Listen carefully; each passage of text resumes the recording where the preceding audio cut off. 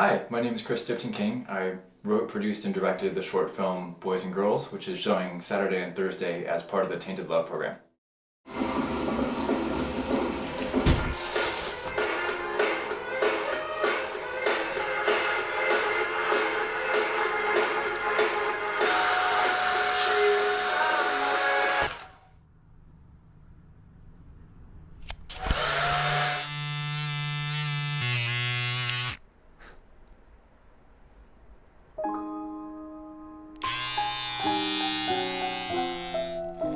The development process is kind of interesting. I knew that I wanted to do a film about assumptions and identity and heteronormativity. And I started out with all these ideas that were really like straight on political and hit the viewer over the head with a message and really moralizing. And none of it was working for obvious reasons, because audiences don't want to be preached to.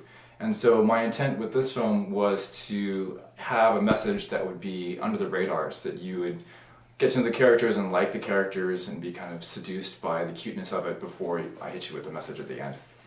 I knew from the beginning that sound design was going to be important because there's no dialogue. I wanted to do something, make sure the project was within my grasp to do.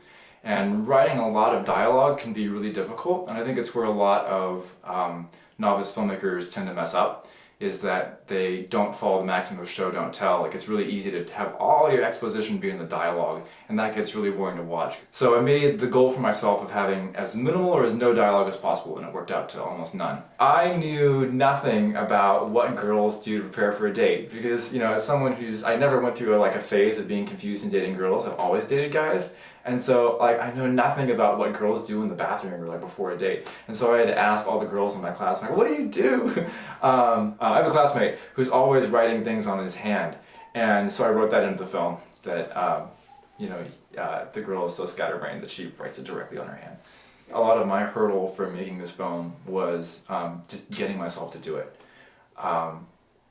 Because I graduated from UCSD with a degree in media, having made a couple films, and then went into teaching and doing some other non-film related work with a steady paycheck and benefits and all that. And it was really easy to just keep doing that and to be kind of comfortable and not push myself. And so for me, going back to school was a way to give myself a deadline structure of I have to finish a script by this time, and I have to have a budget by this time, and I have to be cast by this time, so that I was pushing myself to do work. I wanted to have my contribution to the media be represent minorities.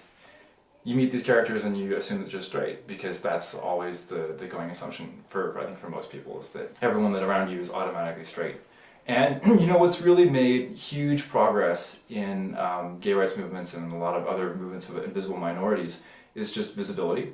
What tends to turn people's opinions, if you were, say, someone that voted yes on Prop 8, what research has found has made people change their minds is whether they actually know someone who's gay.